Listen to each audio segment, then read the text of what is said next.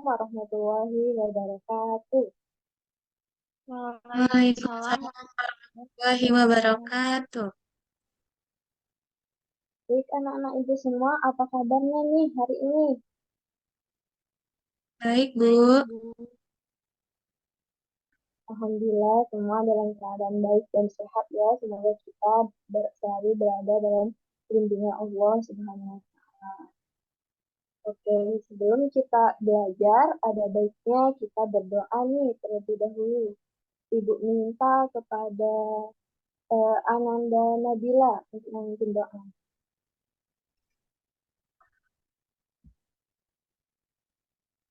Baik, untuk memulai pembelajaran terlebih dahulu, mari kita berdoa bersama-sama.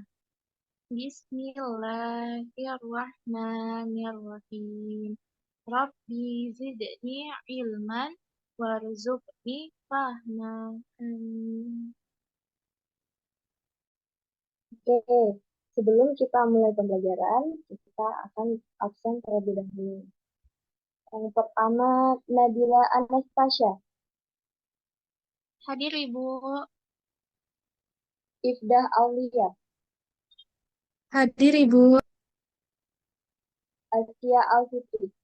Hadir, Ibu. Oke, hadir semua ya hari ini. Nanti kalian pada semangat nih untuk belajar pada pagi hari ini. Nah, sebelumnya Ibu akan share screen dulu untuk pembelajaran kita pada hari ini.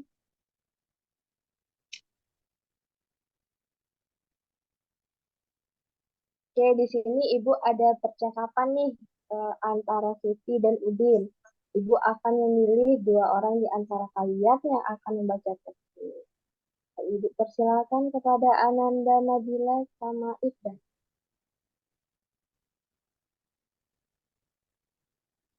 Sebagai sebuah negara kepulauan, selain memiliki keragaman ekosistem, Indonesia juga memiliki keragaman kenampakan alam yang luar biasa.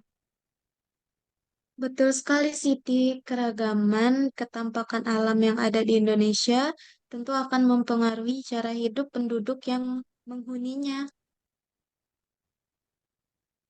Ya, selain negara kita dikenal sebagai negara kepulauan, Indonesia juga dikenal sebagai negara agraris. Hal ini menunjukkan bahwa sebagian besar penduduk Indonesia bekerja sebagai petani dan nelayan. Nah, dari teks yang dibacakan oleh Nabila sama Ifdah tadi, yaitu ada keberagaman ketampakan alam yang ada di Indonesia, yang tentu saja mempengaruhi cara hidup penduduk penghuninya.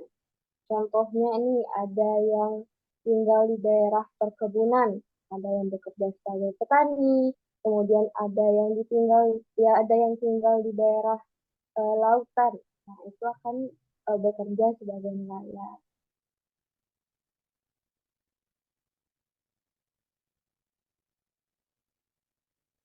Nah, Indonesia memiliki banyak gunung berapi yang menyebabkan tanah di Indonesia subur dan mudah ditanami tanaman pangan. Tidak mengherankan, sebagian besar penduduk Indonesia memanfaatkan kesuburan tanah untuk bertani. Para petani biasa mengelola alam dan memanfaatkan setiap musimnya untuk menanam dan memelihara tanaman.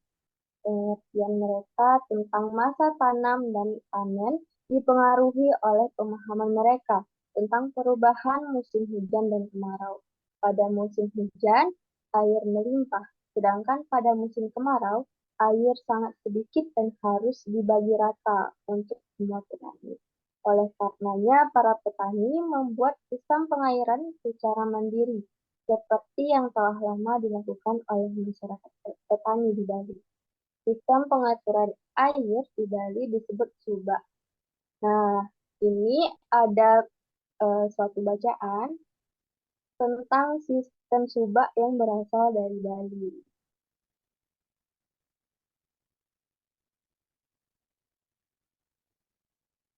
Nah, Ibu pilih ya untuk kalian membacanya.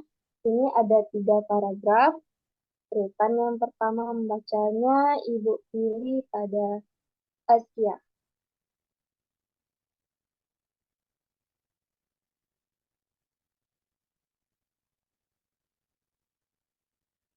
Sistem irigasi Subak. Subak merupakan sekumpulan petani di Bali yang mengelola sistem irigasi yang ada di sebuah kawasan persawahan. Kawasan persawahan itu biasanya dibatasi oleh kenampakan alam seperti sungai, jurang, atau kenampakan lain yang jelas terlihat. Satu kelompok subak biasanya memiliki satu sumber air yang mengalir ke sebuah sungai yang melewati atau berada dekat dengan persawahannya. Para anggota kelompok subak menggunakan sistem gotong royong dan saling bantu dengan cara meminjam air, bukan utang piutang. Dengan demikian, setiap anggota harus bertanggung jawab terhadap penggunaan air juga terhadap petani lain sesama anggota subak. Oke, terima kasih pada Ananda Asia. Kemudian paragraf kedua. Ibu persilakan pada Ananda Ida. Baik, Bu. Sistem irigasi Subak dipimpin oleh seorang pengatur yang disebut Pekaseh atau Klan Subak. Para Pekaseh bekerja sama dengan para kepala desa dan perangkat desa dalam menjalankan tugasnya. Para Pekaseh ini diangkat oleh petani, bukan oleh perangkat desa. Mereka mengatur dan memberitahukan ketersediaan air pada areal persawahan kelompoknya. Apabila kekurangan air, sistem pinjam air dijalankan agar semua petani mendapatkan air yang cukup untuk sawahnya. Oke, terima kasih pada Ananda Ida. Nah, sekarang yang terakhir Ibu persilakan pada Ananda Nabila. Baik, Ibu. Sistem irigasi subuk dibangun oleh masyarakat Bali sejak beratus tahun lalu sebagai bentuk kemandirian masyarakat dalam mengatasi persoalan air irigasi. Semua persoalan pertanian dibahas secara musyawarah dan perencanaan yang baik, termasuk di dalamnya membahas rencana pengairan, cara menjaga kualitas air, jumlah air yang akan dialirkan, dan waktu pengairan, termasuk siapa saja yang akan melakukannya.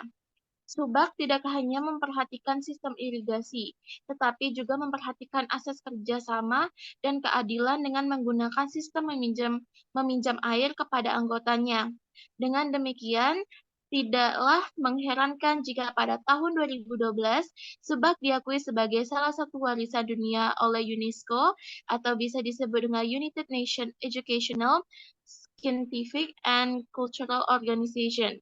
Pengakuan ini menjadi sebuah kebanggaan bagi bangsa Indonesia. Oke, terima kasih pada anak-anak Ibu semua yang telah membacakan teks. Jadi, Subak itu adalah organisasi pemasyarakatan yang khusus mengatur sistem dari pengairan sawah atau irigasi yang digunakan dalam bercocok tanam padi di Bali. Nah, manfaat dari adanya organisasi Subak dapat dibagi menjadi, yaitu yang pertama, meningkatkan kesejahteraan para petani melalui sistem irigasi yang berasaskan keadilan bersama, sehingga para petani akan tetap mendapatkan air meskipun dalam keadaan krisis air. Nah, sampai sini anak-anak Ibu paham semua dengan pembelajaran kita? Paham, Paham, Bu. Ibu? Oke, selanjutnya,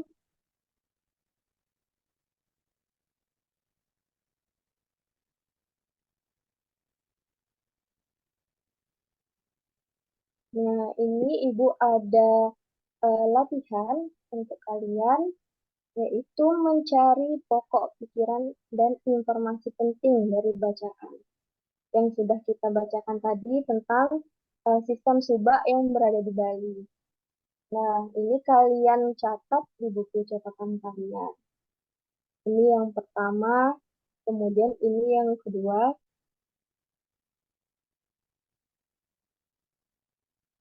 Nah, ini kalian membuat ringkasan dari bacaan tersebut dengan menggunakan tabel yang berisi pokok pikiran dan informasi penting yang di atasnya tadi. Nah, kalian ringkas itu menggunakan kalimat kalian sendiri, dengan kata-kata kalian sendiri. Ini Ibu tugaskan sebagai PR untuk kalian di rumah. Nah, yang ketiga ini,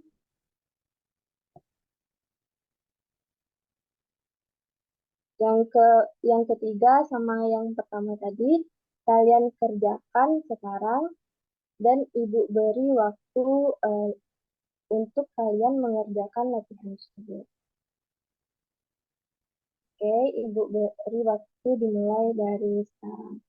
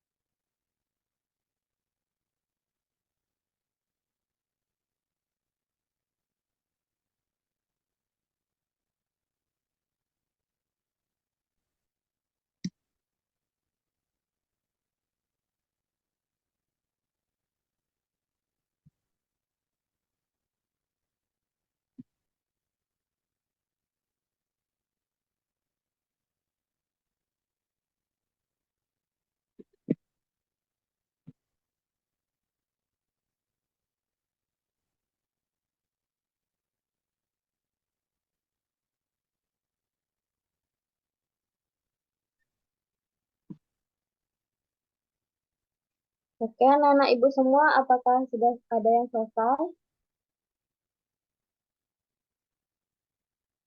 Ya, Ibu. Sudah, Ibu. Oke.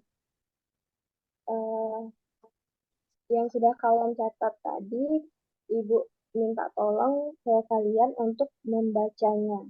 Dimulai dari yang nomor 1, yaitu menentukan pokok pikiran dan informasi penting dari bacaan. Nah, yang nomor 1 ini Ibu persilakan pada Ifdah untuk membaca. Baik, Ibu.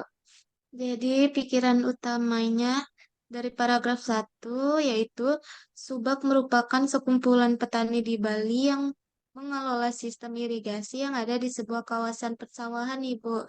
Sedangkan informasi penting dari paragraf 1 yaitu satu kelompok subak biasanya memiliki satu sumber air yang mengalir ke sebuah sungai yang melewati atau berada dekat dengan persawahannya, Bu. Wah, benar sekali jawaban dari Ifdah nih. Pintar sekali anak Ibu. Nah, terima kasih anak. Kemudian yang paragraf kedua, Ibu persilakan pada Ananda Nabila. Baik, Ibu. Jadi di paragraf kedua, pikiran utamanya adalah sistem irigasi subak dipimpin oleh seorang pengatur yang disebut PKC atau klan subak. Informasi penting dari paragraf keduanya adalah para PKC bekerja sama dengan para kepala desa dan perangkat desa dalam menjalankan tugasnya. Para PKC ini diangkat oleh petani, bukan oleh perangkat desa. Mereka mengatur dan memberitahukan ketersediaan air pada area persawahan kelompoknya. Oke, pintar sekali anak Ibu Nabila. Sudah bisa menentukan pokok pikiran dan juga informasi penting. Nah, yang terakhir, Ibu persilakan pada Ananda Asia.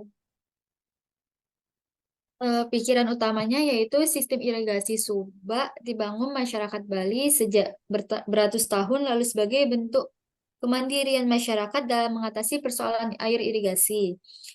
Informasi pentingnya yaitu semua persoalan pertanian dibahas secara musyawarah dan perencanaan yang baik, termasuk membahas rencana pengairan, cara menjaga kualitas air, jumlah air yang akan dialirkan, dan waktu pengairan, termasuk siapa saja yang akan melakukannya.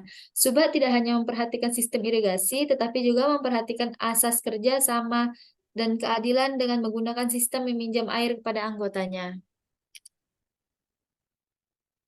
Oke, berarti semuanya ini sudah bisa untuk menentukan pikiran utama dan juga informasi penting dari suatu pekerjaan. Nah, pada pinter-pinter semua nih, Nani Ibu. Nah, kemudian ada latihan yang kedua. Nah, ini Ibu minta bacakan jawabannya. Yang pertama yaitu apakah tujuan dibentuknya subak? Yang kedua, apa saja manfaat yang diperoleh para petani dari sistem irigasi subak di Bali? Kemudian yang ketiga, apa sajakah peran PKC? Nah, yang pertama Ibu minta pada Nabila untuk membacakan jawabannya. Jadi jawaban dari nomor 1 itu adalah untuk mengelola sistem irigasi yang ada di sebuah kawasan persawahan. Oke, sudah bisa ya Nabila dalam em, mencerna dan juga menentukan tujuan dari dibentuknya sudah tadi yang terdapat dalam teks.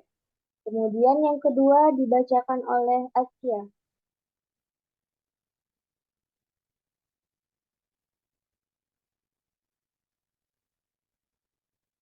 Jawabannya yaitu apa saja manfaat yang diperoleh para petani dari sistem irigasi subak di Bali? Jawabannya yaitu sebagai bentuk kemandirian masyarakat dalam mengatasi persoalan air irigasi. Ya, pintar sekali anak ibu. Nah, kemudian yang ketiga dibacakan oleh Ida. Baik, Bu. Soal ketiga, apa sajakah peran Pekase? Jawabannya adalah para Pekase ini diangkat oleh petani. Mereka mengatur dan memberitahukan ketersediaan air pada areal persawahan kelompoknya, Bu. Ya, udah pintar juga nih semua anak-anak ibu di sini. Nah, dari pembelajaran kita ini, kita sudah belajar tentang bagaimana cara menentukan pokok pikiran dan juga informasi penting yang terdapat dalam teks. Kemudian kita juga sudah menjawab pertanyaan dari sistem irigasi yang berada di Bali, yaitu yang disebut dengan subak. Nah, dari latihan yang sudah kalian kerjakan tadi, kalian catat di buku catatan kalian bersamaan dengan latihan yang nomor 2 tadi. Nah, kemudian kalian kumpulkan pada pertemuan berikutnya.